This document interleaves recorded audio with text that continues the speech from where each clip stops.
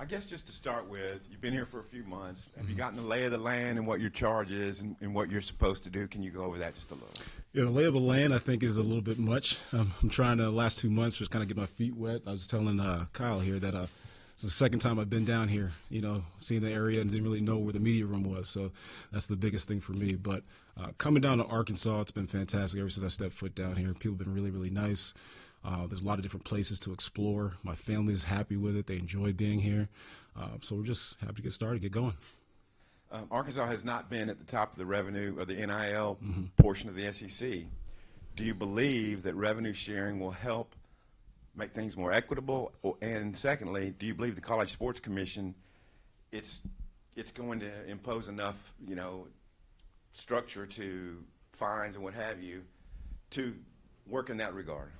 I think we got to just find the right players, right? I think overall, when you're competing with money, the money is the money. I think at the end of the day, we got to get the right people for Arkansas. I think that's the biggest thing. And our fan base wants us to be extremely competitive. I'm extremely competitive. All of our coaches are extremely competitive. We're going to get the right players for Arkansas. That's the most important for us. We'll compete with some of the money issues that are going to be out there. I think a lot of the cap stuff that we're going to see going forward is going to level it out a little bit more so that we can compete from a money standpoint. But I think it starts with the players. We got to get the right players for us.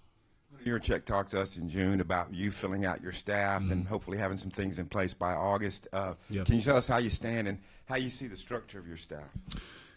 Well, I don't have a staff in place, and I think we'll go over that as when the time is right. I do think we've gone back and forth about a few positions that will help us in the long run. But talked to a few people. I'll be honest about that. We talked to a few people about different things, and I think it's about getting the right people in to help us out and be a part of this because it's important we get it right the first time. So we'll get the right people in, and when the time is right to disclose all that, we'll let you guys know.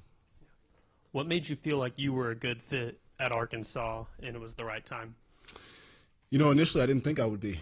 I thought initially coming from the pros, getting into the college landscape, this climate of things was a bit different for me. Working in the pros with the Celtics for the last 12 years, it's all I knew, right? And so I think coming down here and being a part of this, as soon as I got down here, started talking to people, it made it abundantly clear that it was a challenge that I wanted to take on. It was a challenge that I wanted to be a part of.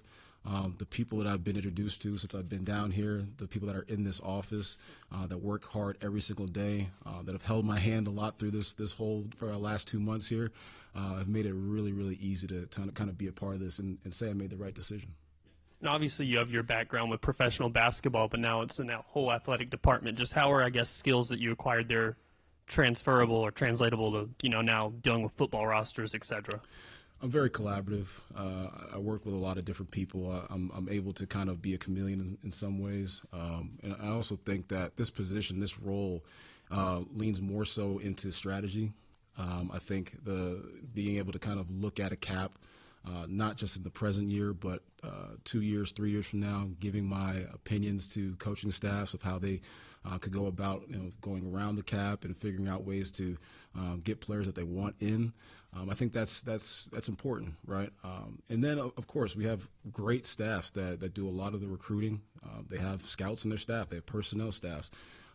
We have some of the best in the country across the board. And so we're going to lean on them a lot to do a lot of the heavy lifting there. And we'll continue to give them advice, on how we can put rosters together in a way that's very beneficial to only the athlete as well, but also the university. Arkansas passed a bill to make NIL deals exempt from state taxes. Do you think that's helped you at all? Rev share exempt, yeah. I think that's helped you at all? I think it has in some of our discussions with some of our athletes that we would like to get in. I think they understand that if they go somewhere else and, more money is being taken out of their pocket, that's not what they want to do. And so it's helped us. I would assume it's helped us a little bit, just closing the gap on some of those potential deals out there. But, we have more to offer than just, non-state taxes. We're the University of Arkansas. We should see ourselves that way. Follow up on that. Are the majority of athletes even kind of aware of that landscape, and is there a plan to kind of push for more legislation to help in that? I can't answer that, but I would say that we want to be as transparent with our athletes, our incoming athletes, our current athletes. We don't want to keep them in the dark. We want to educate them, right, so that they have all the information that they need to make the best decisions for them and their families. we want to make sure that, when they come here, they're not feeling like we're pulling the curtain over their eyes and treating them the way they shouldn't be. Because at the end of the day, we want to get guys here and have them stay here, right? We want guys leaving if they're going to the NFL, NBA, MLB, or they're just graduating, right, matriculating out. So we want guys and our women's sports also to be here, want to be here, stay here, and help us win, but also at the time get a great education and be able to come back and say I'm a University of Arkansas Razorback. Non-revenue / Olympic sports are certainly a part of it, but how does the department approach allocating money to each sport, percentages? Yeah, we can't talk about percentages and how we allocate those funds currently, but I do know that we will be making sure that all of our sports teams have a way to compete at a high enough level.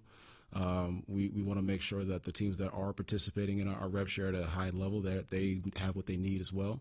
But even if our other teams that are not participating in rev share, we're going to do everything we possibly can to make sure they're a part of a structure that helps them get the players that they want and what they need to be on a competitive level. So, we're working through all that.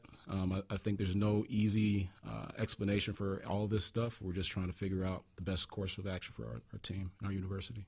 Remy, you touched on a little bit ago how you were kind of unsure your fit, what it would be at Arkansas. I'm curious, when you talked to the higher-ups and Hunter Yurachek, what was it about their vision that sold you to come here? I mean, I've worked for Danny Ainge and Brad Stevens, two of the best leaders that I've ever seen. Like, those guys are extremely humble. They work hard. They're open. They take ideas from some of the oddest places out there. They're not afraid to make mistakes. And I think it was easy when talking to Hunter over and over again that I could see a lot of that in him, where he was able to be a person that was open to new ideas and to create a vision of all this, right? We're going in a direction that college sports has never seen before. And he hasn't been afraid to kind of jump into the deep end and try new things. So I commend him for that. I appreciate him for that. A lot of us here are very appreciative of the ideas that he's brought to the table and the ability to come bring ideas to him every single day. So it's been great. It's been great being here. And then also when you kind of look at the landscape of college athletics, you have your big three sports and then kind of the other sports. Curious for you, what's the focus when it comes to trying to get some of these smaller Olympic sports on that same scale that everything kind of evens out? Well, like I said, I mean, it's communication with their coaching staffs, what it is that they need, what it is they think they need. And then, like I said, being as transparent with the players, the student athletes as best we can. What do they see their needs are? How can we help meet them halfway?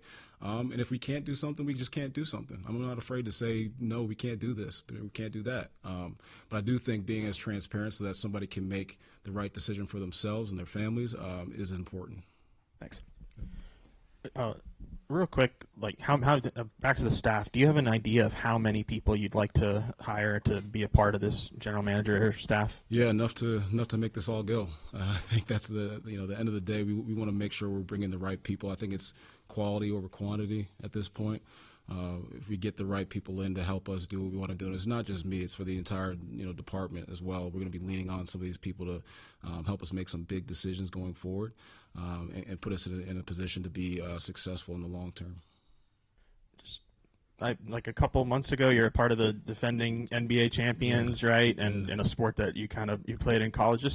You talked a little bit about the competitive nature and the challenge, but just why? Like, what made you want to make this jump and come here? Yeah, I mean, the challenge, I always say that, right? It was just a new challenge that I needed. I mean, you go into that building every single day. And you're grateful to be there, right? I mean, you see all the banners and stuff. We don't hang division banners up there, conference championship banners. We hang NBA championship banners. And you see the wide open banner every single day was just a blank banner for the next one to come along. And the people there, more than anything, I'll continue to miss and appreciate. I'll lean on all those guys. Obviously, they went through the draft last night, but when I looked at it, I said, you know what, I could continue to do this and kind of just be on the straight every single year, summer league, preseason, 82-game season, trade deadline, right, draft, free agency. Let's run it back again. Let's run it back again. Let's run it back again. I wanted to kind of get off that hamster wheel, try something different, where every single day I'm being forced to kind of step away from my comfort zone, try new things, meet new people, and then just kind of be solution based, a lot more often than we were in Boston. In Boston, we were, we had a lot of smart people in the building. They still do. They have a lot of smart people. And what's going to happen, continue to happen, is that they're going to continue to churn out new talent every single year. And I just felt like, why not get out where I can and try and help someone else, and can I take on a new challenge that makes more sense at the time? I know this might be a difficult question, but like the percentage or what you think about your own role, how much of it is maybe scouting, evaluation, just conversation? Like, how do you kind of define your role right now and what you do on maybe a day-to-day basis? I think it's just like pick up the pieces where things need to be picked up. I said to Hunter, when we initially got on with this and started working and things, it's like I just want to help people out. Coaching staff needs something. They need advice on this particular rule that we're looking at. Like, call us up. Let's figure it out.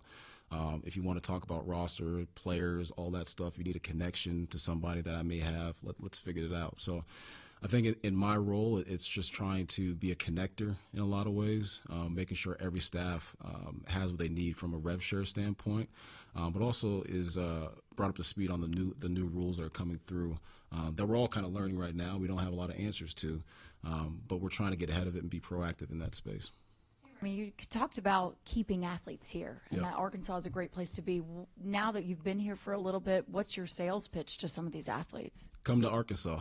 You'll figure it out once you get here. I think being in Boston, I've always been a city kid. I grew up in Boston, went to Philadelphia, went back to Boston, been there the last 14 years. And so just coming down here, I used to come down here to watch, Muss's pro days and things like that. And over the last 5 years, I was doing the SEC. Primarily, that was a lot of what I was doing. And you come down here and, the 10-minute drive from the airport is like, cows and chickens and things like that.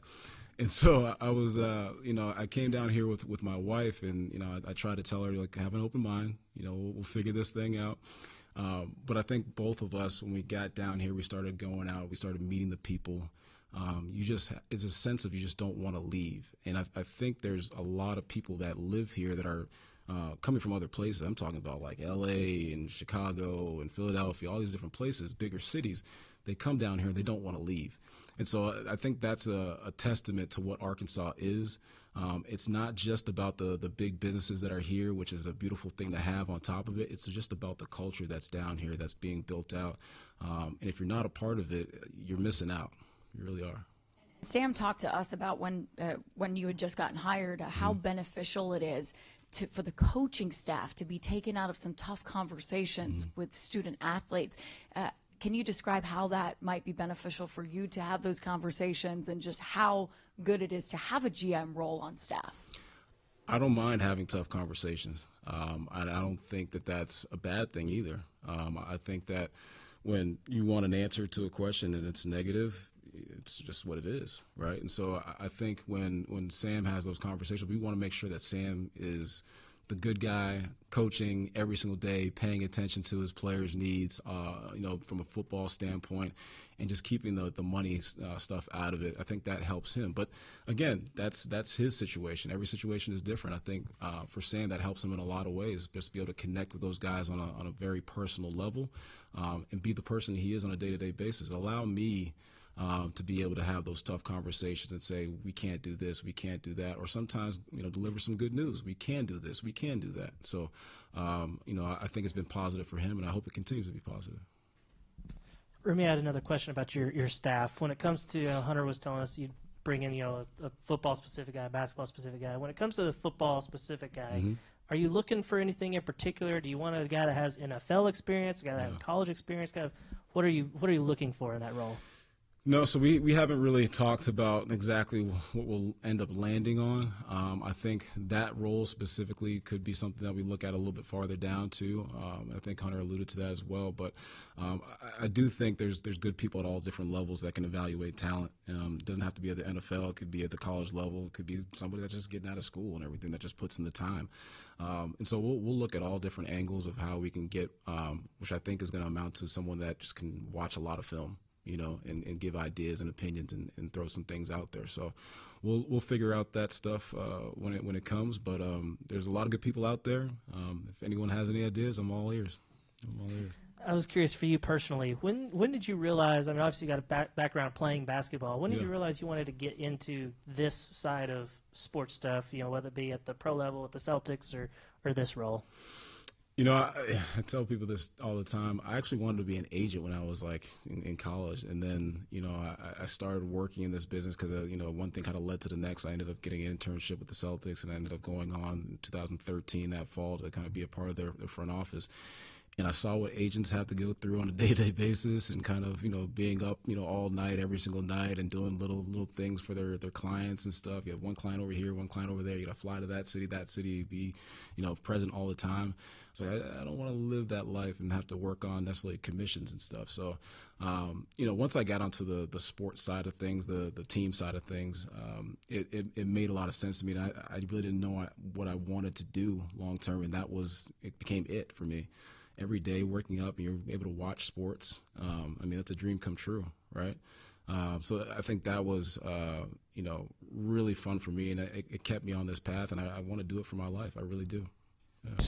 Assuming you'll be talking with agents and handling negotiations, when you hit an impasse with a kid or an agent on something that they want that you just cannot do, but Sam or Cal wants the kid and has kind of put the edict out there, just get him here. What is that conversation like with them? We got to be open, have honest dialogue, and say, this is going to be a hard situation to get done. We're going to try our best, but we might not get it done because there's some things that are just going to be in the way of us getting it done from a monetary standpoint. But again, it's the coaching staff's vision, right? Whatever they want to get done from that standpoint with their rosters, we're going to try and do everything we possibly can to get it done. I'm personally not necessarily a yes man, but I will, give my opinion on certain things, especially as time goes along. And they could have the full autonomy to say yay or nay. That's their vision. In the NBA, well, especially in the NBA now, it feels like GMs have total power over roster building, which obviously will be a much different role here.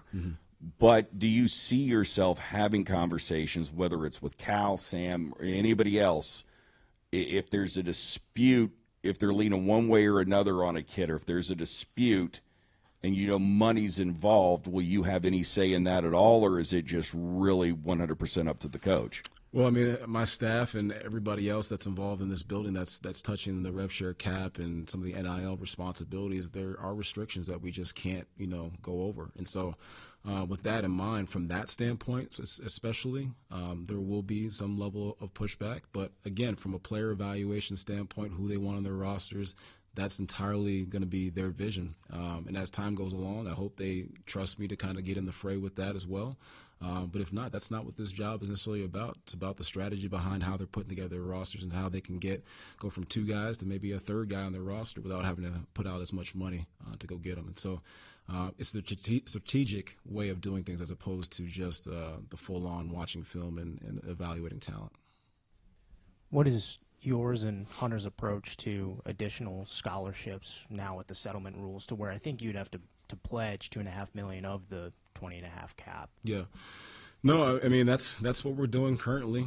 I think going forward it could change from year to year, but currently we're pledging the $2.5 million, and now that will be a part of that money pot that we have. So we're gonna make sure our student athletes have what they need, and scholarship is part of that. First things on your plate when you got here was transfer portal stuff. We're just kind of curious where the lawsuits against Madden and Desmond James currently stand. Yeah, I can't speak on those things at all right now. That it's a situation where we just can't go into detail on, but I appreciate the question. I'm curious about your relationships with Sam Pittman and Coach Cal. Just how would you characterize the number of times and just what your conversations with those two have been like? Yeah, Cal's a busy guy. You know, he's always ripping and running and stuff. I mean, he was just over in OKC watching the finals and the playoffs and everything. He's constantly in and out.